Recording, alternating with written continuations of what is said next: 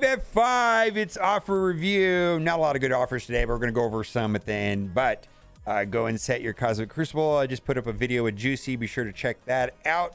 Link to that in the top right-hand corner. I think we've got a very good plan for the upcoming weeks. Now, what to hoard? We always go over this first in these videos. Not a lot this week. Of course, hoard everything, but starting tomorrow, not only do we have Korg offers coming tomorrow, but tomorrow we have, what's this event right here called Trials and Tribulations, Spin Power Cores. Now, you may not want to do that right away because there's going to be the Nova, Finish Nova Awakened Abilities, which is going to be for sale with Power Cores. I'm not sure exactly when that's going to happen, but maybe if you're in the market to purchase, and we don't know how much they're going to cost for Nova, but there's supposed to be Awakened Abilities on him. But if that can line up with this event and the Awakened Abilities on Nova, which I think that whole selling, you know, the War Offense bonuses on Nova is kind of garbage, actually. And they said that they wanted to provide some way of offsetting the mirror match in Cosmic Crucible. It sounds like they built it that way on purpose just to sell some extra War Offense features. Whatever you got to do. And also raid battles, open event orbs, but here on the 23rd, spin campaign energy. So as far as hoarding, spin power cores, spin campaign energy, so you want to save your mails. And then on Friday, open training orbs. Boy, it's going to be a problem. Also, there was a change to Friday's blog that came in late, and this has to do with the end of season rewards for the raids, the new raids that are going to be coming out. I believe they're coming out on the 24th. We'll set your roster ablaze with progress for T2 ISO 8 credits, Orange Elite Orb Fragments, Teal Gear Raid Fragments, Teal Elite Orb Fragments, and Teal Epic Orb Fragments, and then Armory 18 Orb Fragments got lined out.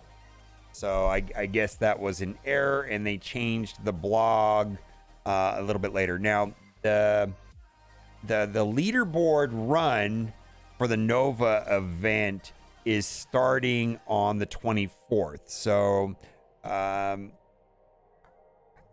if you want to get a head start and plan, Dorky Dad's made some amazing videos on that. I'm going to link this post in the description. I myself am not sure if they're going to change the stats on the characters and retune it. I'm not sure. So it might be a little bit different. When I just be prepared, you know, because like that double gambit on node 6 is going to be super annoying. And I just wonder if they're going to modify it a little bit, hopefully in the player's favor, and not to make that node a little bit less annoying. Because without the broken scourges and having Moonstone, whatever her name is, to stun both of them, I think that node would be beyond hard. Also, let's not forget the incursion event. So there's been a lot of screw-ups over Scopely, and it feels like the missing gear tier 18 pieces from patch day when the incursion event was busted and people were able to go through without the 5-star invaders, and they were able to get 1.8 million. Compensation did not include that. I don't know if this is going to come. I think they're going to brush this under the rug, and it's just going to disappear, and that's going to be done. Got to give credit to where credit's due. Flower Bouquets, best temporary store to date. I have to agree with this for sure. I mean, it is one of the better stores that we've had out there. And then this is something that I'm struggling with myself personally. So I'm not buying gear 18s in the supply store. Well, I mean, part of the problem is look how much gold I have. 6,000 gold. I don't have any gold. And each individual piece costs 200,000, and then you need like 22 per little section. 3 times a day, more gold than I get a day. I have characters to build from nothing, and other characters take to 95. I got Firestar the other day, Nova yesterday, Gwen early next week, and then tomorrow will be Korg. I'll need to go at least to 90, probably 95, and I think that's the real problem, is that the cost upgraded characters is just getting worse and worse and worse, and we're going to go into another post. I mean, gold,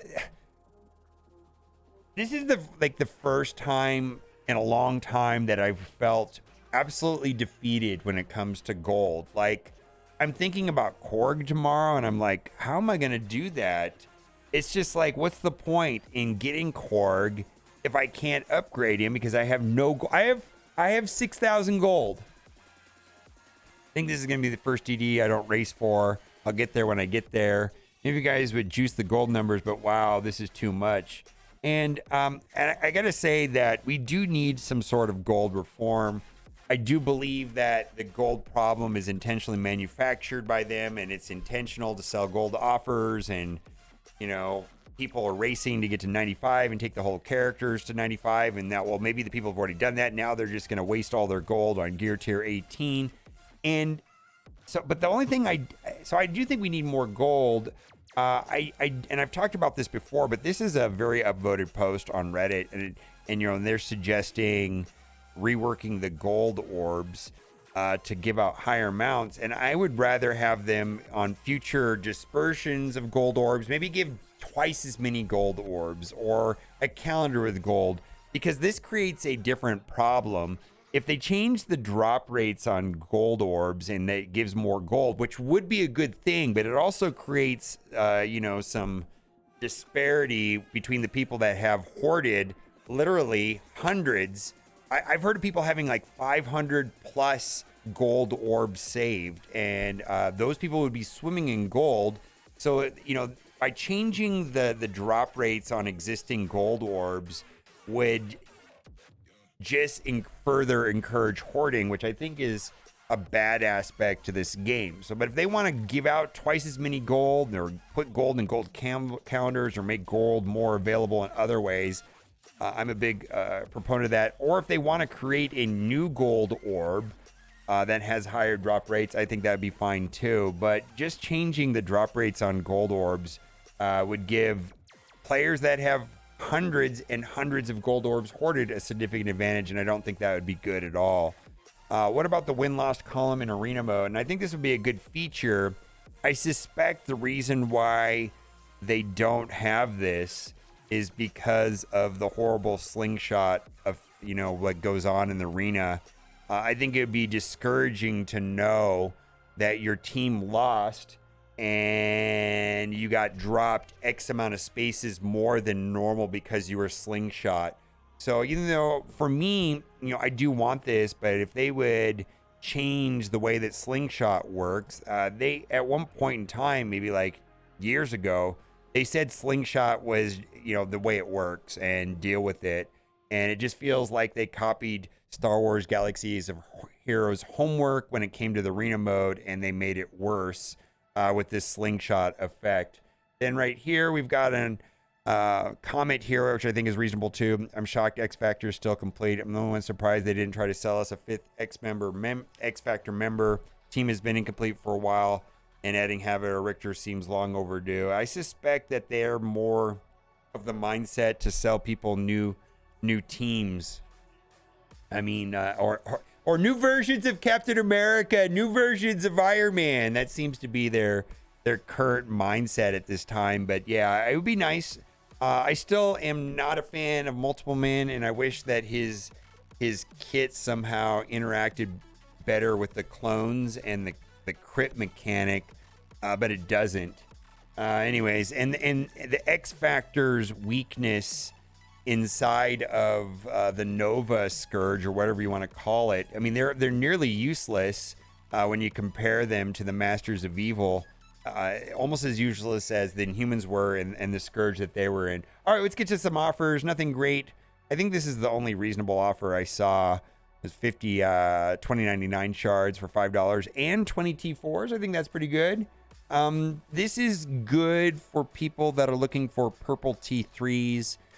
You'll get a random amount of purple T3s, anywhere from like 350 to 400, let's say, and then you get some character shards from characters year 2. You get some purple gear, and then also about 100,000 in gold. And then this is atrocious. I'm in the market for gold, but this type of gold offer is absolutely trash. It's garbage. Absolute garbage. All right. Well, now it's time for the giveaway. I really hope you liked today's video, because if you did, you are in luck. For every single person that likes this video, you will be getting for free in your account an 8-star Super Mandalorian. This is not a scam. Yeah, I don't know what this is. I'm guessing this is something from AI generated, like Mid-Journey, something like that. It looks pretty cool. I wonder if they could make it with like a Nova helmet. I mean, this looks like just like a golden Mandalorian. I don't know what this is. Anyways, let me know what you think in the comment section. As always, thanks for watching. Keep on gaming. Bye for now. I hate Multiple Man. Still to this day. The character's trash. I just hate him. Can't stand that guy. What is this music? Bye for now.